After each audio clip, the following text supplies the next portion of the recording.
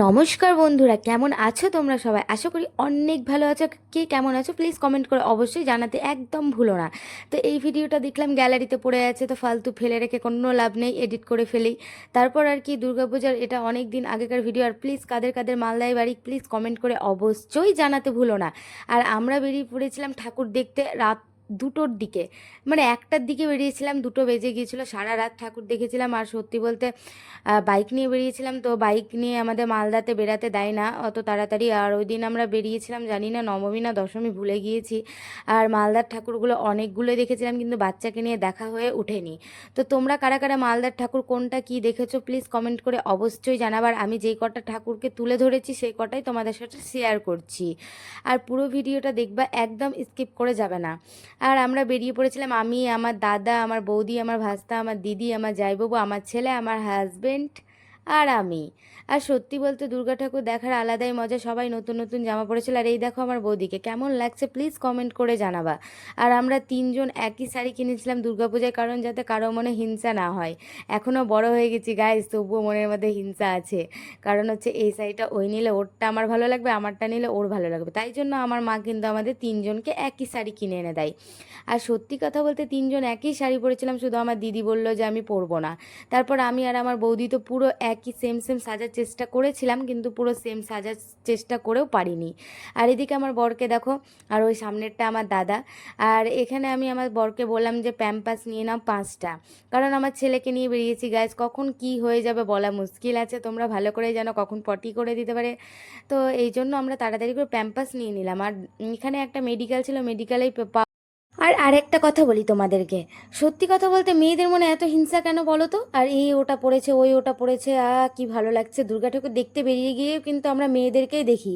কেন গো এত মনে, কেন আমাদের মনে হিংসা? আমি তো এটাই বুঝে পাই না। কিন্তু ছেলেদের মনে এদিকে দেখো কোনো হিংসা নাই, ছেলেরা শুধু নিজেদেরটাই দেখে, কিন্তু অন্য ছেলেদেরকে দেখে কিন্তু একটু কোনো হিংসা করে না। কেন ভাই আমি এটাই বুঝে পাই না। তারপর আর এইদিকে দেখো, আমি তো একটু স্লোমো দিয়ে দিলাম, ঢং করছিলাম একটু দেখাও। কিন্তু আমাকে অতটাও ভালো লাগছিল না, কারণ আমার যাওয়ার কিন্তু কোনো ইচ্ছে ছিল না, তোমাদেরকে আগেই বলে দিয়েছি। আমার দাদা বৌদি সবাই মিলে জোর করে আমাকে রেডি করে নিয়ে গেছিলো। অত রাত্রেবেলা আমার যাবার কোনো ইন্টারেস্ট ছিল না, কারণ আমার বাচ্চা নিয়ে, তাই জন্য। আর ওদের তো কোনো ছোটো বাচ্চা নেই, তাই জন্যই অসুবিধা হয় না। কিন্তু আমাকে বললো যে আমরা নিয়ে থাকবো। তো আমি সেরকম যেরকম তেরকম রেডি হয়ে সেডি হয়ে বেরিয়ে গেছি ভাই। আর এদিকে এত হাসাহাসি করছি, আমার বৌদি আর আমি সেম সেম জিনিস পরেছি, তাই আমার হাসি পাচ্ছিলো খুবই যে আমরা দুজন একে একই চেষ্টা করেছিলাম সাজার, কিন্তু হয়ে ওঠেনি। কারণ আমি অতটাও বড় বড় কানের পরা পছন্দ করি না, কিন্তু আমাকে অনেকেও বলেছে বড় বড় কানের পরলে নাকি ভালো লাগে। আচ্ছা তোমরাই বলো তো, বড় বড় কানের পরলে কি আমাকে ভালো লাগবে না লাগবে না? যদি বলো যে ভালো লাগবে তাহলে অবশ্যই পরবো। আর আমার দিদির শাড়িটা সত্যি বলতে অনেকটা সুন্দর ছিল, তোমাদেরকে ভিডিওটা দেখানো হয়নি। তো আমার দিদির শাড়িটা খুবই ভালো ছিল, তো আমি ভেবেছিলাম একদিন আমার দিদির শাড়িটা পরবো, কারণ আমার দিদির শাড়িটা খুব কিউট ছিল।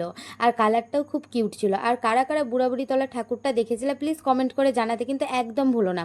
আর সিরিয়াসলি ভাই, বুড়াবুড়ি তলার ঠাকুরটা এতটা সুন্দর করে দিবে আমি তো ভাবতেও পারিনি। আর আমার তো আসার কোনো ইচ্ছেই ছিল না। যখন আমি চলে আসলাম তখন আমি ভাবলাম এগুলো তো সব মিস করে দিব, বছরে তো একবার হয় ভাই, কেন আসবো না? তখন তো আমার মাথাটাই খারাপ হয়ে যাচ্ছিলো যে এত সুন্দর ঠাকুর করেছে, ওয়াও, আমার তো দেখতে যা লাগছিল না।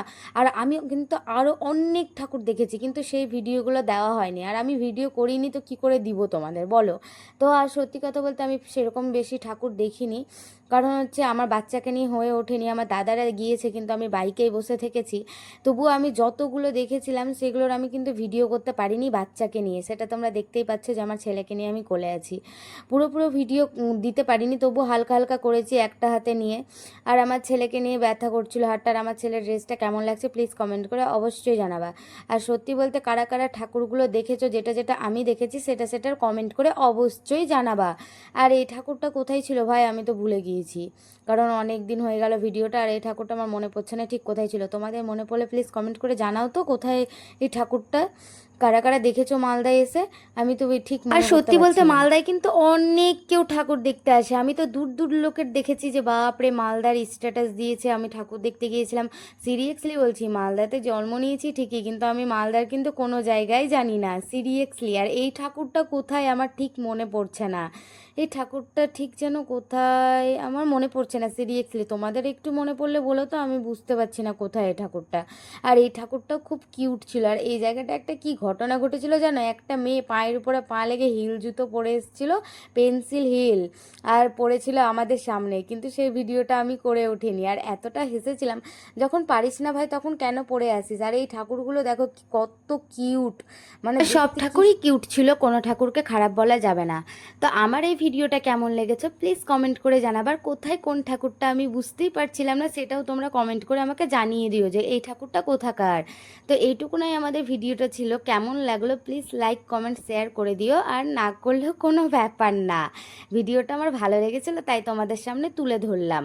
আর তোমরাও কি দুর্গা ঠাকুর দেখতে পছন্দ করো না করো না? আমি তো কোনো বছরই পছন্দ করিনি, ঠিকঠাক ঠাকুর কোনো দিনই দেখিনি। তো আমার এইটুকুনাই ছিল ভিডিওটা, টাটা।